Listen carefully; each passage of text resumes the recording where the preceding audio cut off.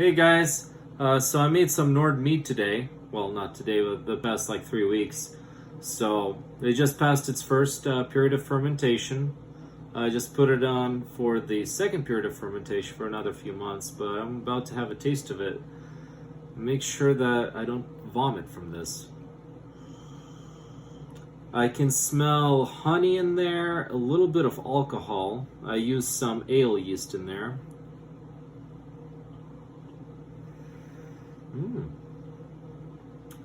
It's gassy. Wow. Whoa! That's strong stuff. And it's good. It's like beer, but it's not beer. It's got like this zang to it.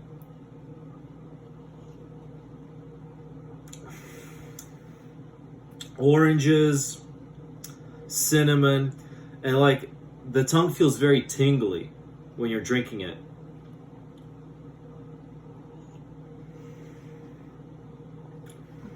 I recommend it. I recommend it.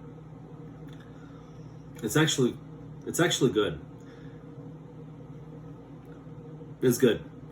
But we'll see what it tastes like in about, I don't know, a couple of months, 3 months maybe.